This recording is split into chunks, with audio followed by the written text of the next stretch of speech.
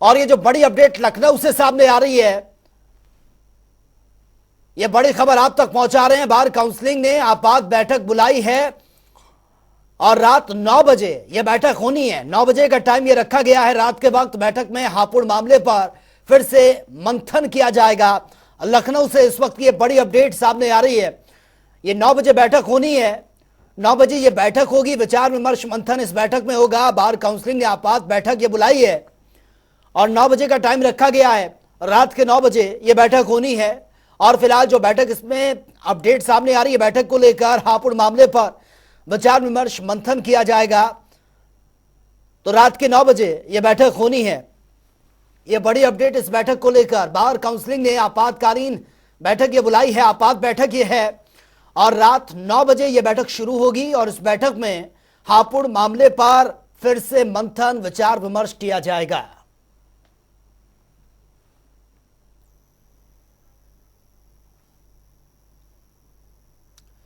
और ज्यादा जानकारी के साथ संवाददाता अनूप इस वक्त हमारे साथ बने हैं। अनूप, फिलहाल जो बड़ी अपडेट सामने आ रही है, रात 9 बजे बैठक होनी है हापुड़ मामले को लेकर, फिलहाल लेटेस्ट जानकारी आपके पास?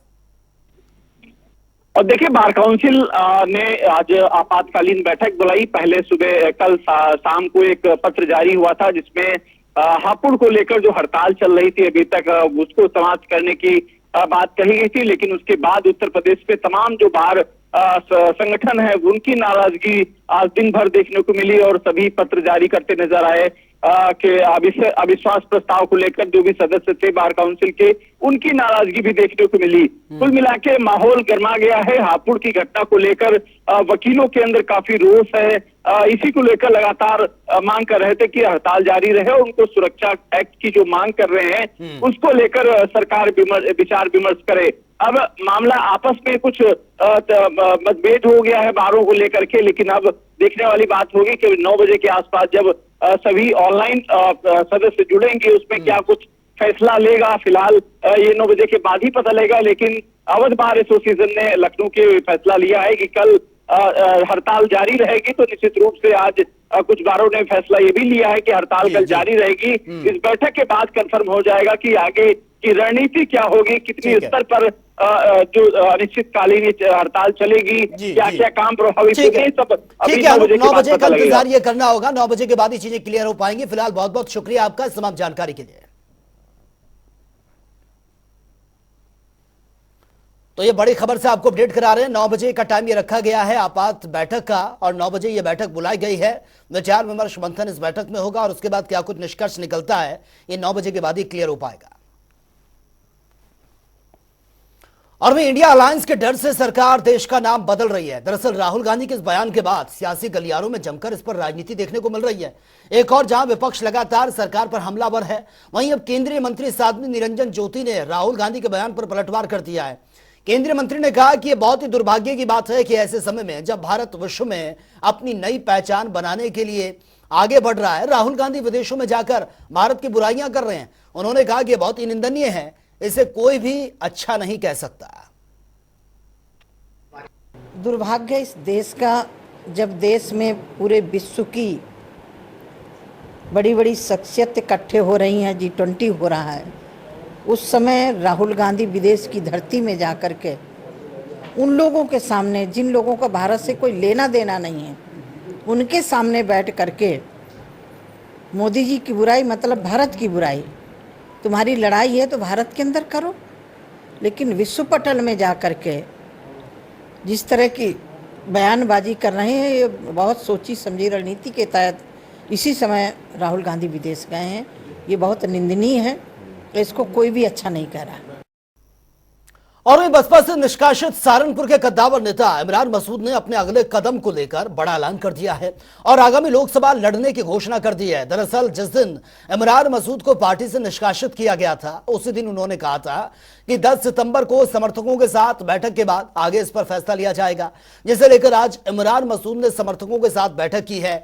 और वहीं इस दौरान उन्होंने राहुल गांधी और प्रियंका गांधी को दिल के बेहद करीब भी बता दिया है, जिससे लेकर यह कयास अब लगाए जा रहे हैं कि इमरान मसूद जल्द ही इंडिया गठबंधन में भी शामिल हो सकते हैं। कार्यकर्ताओं ने सबने सर्वसम्मति से तय किया कि हम सहारनपुर से लोकसभा चुनाव लड़ेंगे। और जब साथियों ने तय किया है तो हम लड़ेंगे। हम पहले भी निर्दलीय लड़े, तो हम पार्टी से बात करेंगे। उन्होंने अधिकृत कर दिया कि आप राजनीतिक दलों से संपर्क करें। जो राजनीतिक दल हमारे साथ संपर्क में, मैं कोशिश करूंगा कि वो सब चीजें हो जाए, उसके बाद फैसला करेंगे। आपने कहा है हमारी किसी से कोई नाराजगी नहीं है, तो आपने सारे ऑप्शन खुले रखे हैं। हाँ, हमने सबके लिए, भैया राजनीति में नाराजगी रख के कोई फायदा नहीं होता, इसलिए सारे दरवाजे खोल के रखो।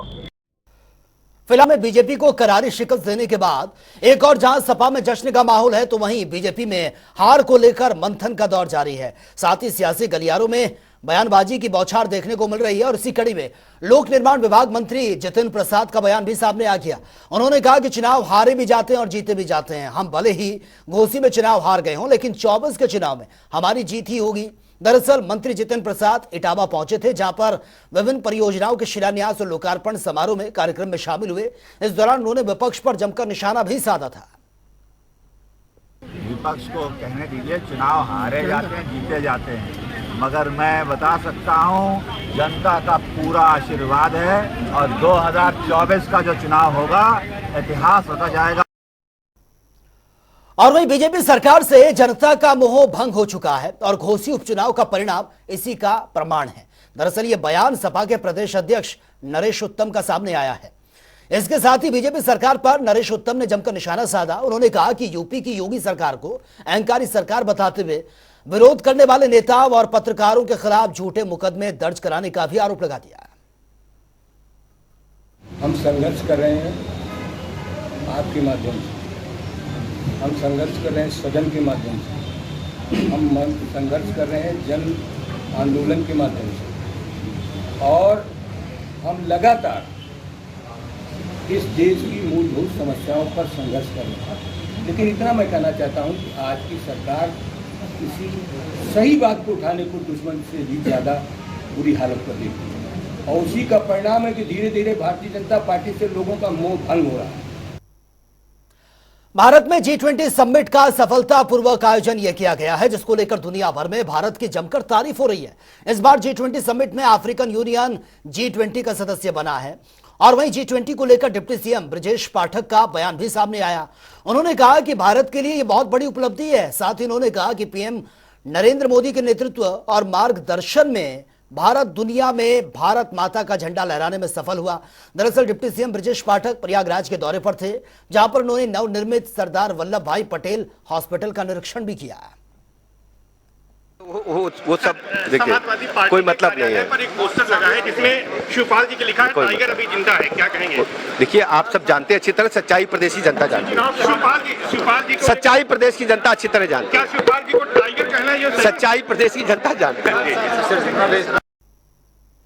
और वही मथुरा सांसद हेमा मालिनी के ड्रीम प्रोजेक्ट में शामिल योजना का विरोध लगातार जोर पकड़ता जा रहा है। दरअसल इस योजना के तहत मथुरा से वृंदावन के बीच 2 गज की रेलवे लाइन को 4 गज में बदलने की प्रक्रिया जारी है, जिसे लेकर रेलवे विभाग की ओर से रेलवे लाइन के किनारे सैकड़ों मकानों को अवैध कब्जा बताकर डिमोलिश करने का काम भी ये किया जा रहा है। और अब रेलवे लाइन के दोनों ओर 20-20 फीट ऊंची दीवार बनाने को लेकर ग्रामीणों में आक्रोश है और इसे लेकर आक्रोशित ग्रामीणों ने जमकर विरोध प्रदर्शन भी किया है।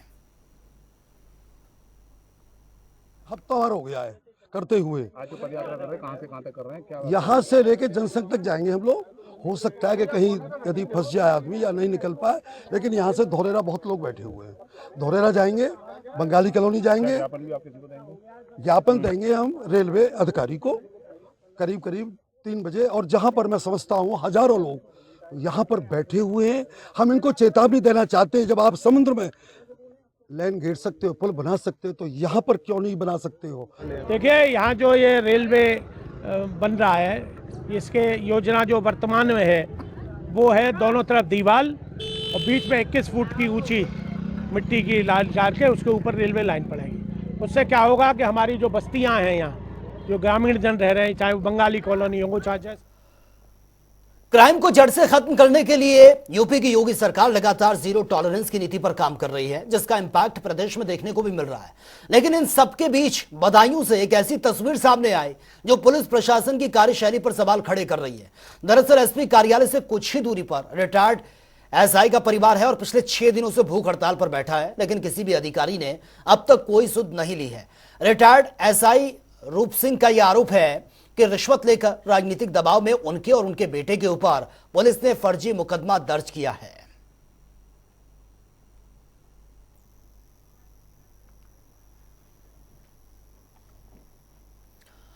तो चलिए अब बात होगी 75 जिले 75 बड़ी खबरों की। हापुड़ में घोड़ा गाड़ी से टकराई बुलेट राजा की बाइक, बीच सड़क पर ही घोड़ा गाड़ी वाले की जमकर पिटाई। स्थानीय लोगों ने बुलेट राजा पर जमकर बरसाए लात घूंसे। कानपुर में बीजेपी कार्यकर्ताओं ने हड़पी है किसान की करोड़ों की जमीन। फर्जी लोकल चेक देकर अपने नाम कराई जमीन, पैसे न मिलने पर किसान ने की खुदकुशी। बरेली में बीच सड़क पर अवैध तमचा लहराते हुए दिखा है दबंग, तमंचे के साथ बदमाश का वीडियो सोशल मीडिया पर वायरल। संत कबीर नगर में मामूली बात को लेकर दोस्त ने युवक को मारी है गोली, गंभीर रूप से घायल, आरोपी मौके से फरार।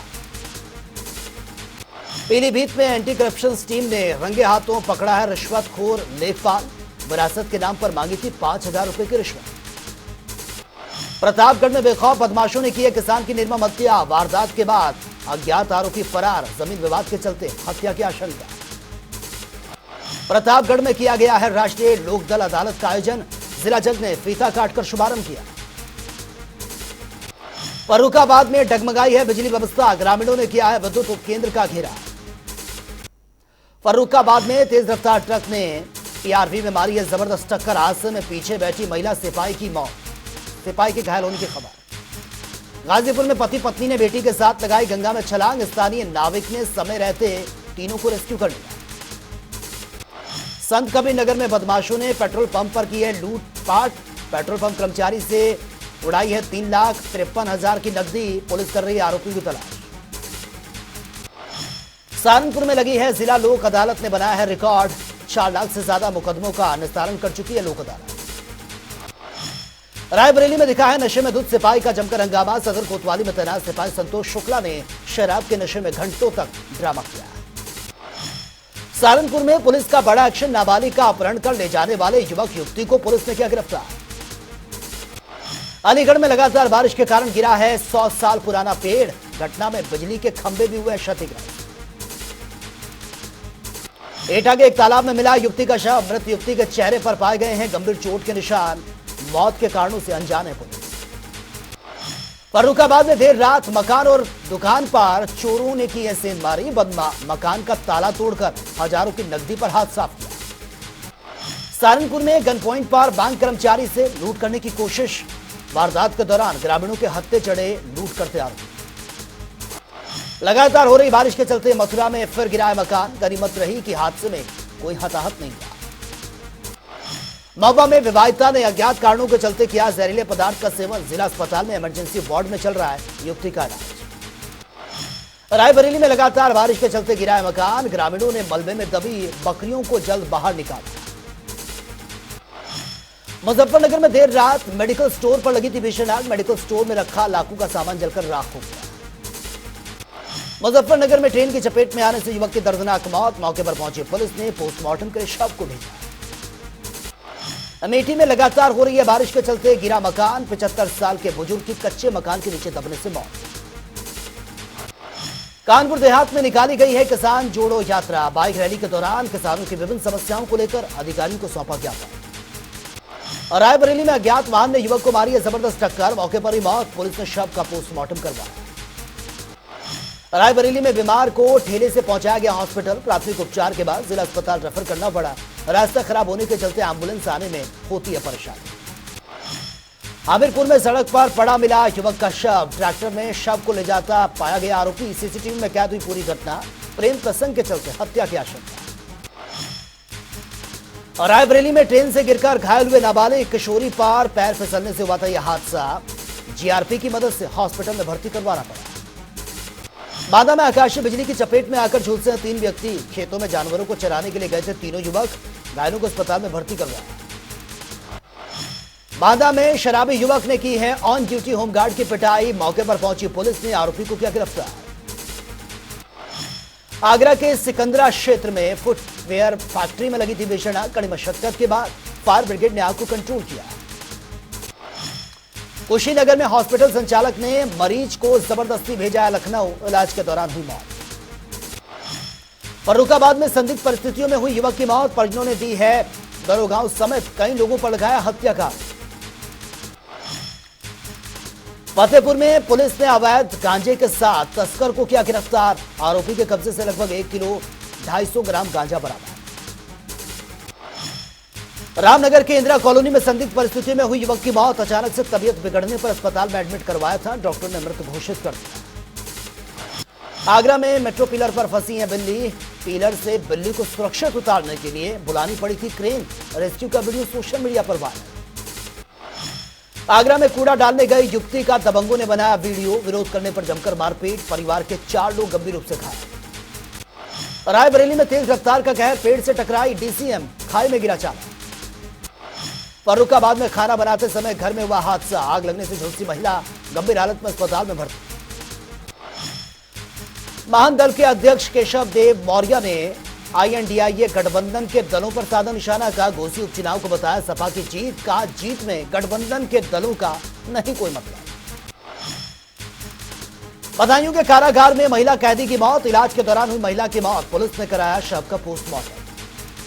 ललितपुर में कल रात से लगातार हो रही है बारिश, बढ़ा है जलस्तर, गोविंद सावर बांध के खुले हैं 8 गेट, सुरक्षा के मद्देनजर पुलिस प्रशासन तैनात। फतेहपुर में 36 घंटे के अंदर पुलिस ने किया है लूट का खुलासा, 2 आरोपियों को गिरफ्तार किया, रिक्शा, मोबाइल और कैश भी बरामद। कानपुर में बीजेपी नेता से ठगी का मामला, खुद को बताया रूरा थाने का SSI, 90,000 रुपए की लगाई थी चपत। फर्रुखाबाद में सभासदों ने किया जमकर धरना, सभासद एसोसिएशन के बैनर तले धरना प्रदर्शन किया गया, नगर पालिका अध्यक्ष के खिलाफ दिखा गुस्सा। तो फिलहाल इस बुलेटिन में मेरे साथ इतना ही, लेकिन तमाम खबरों के लिए आप बने रहिए जनता टीवी के साथ। नमस्कार।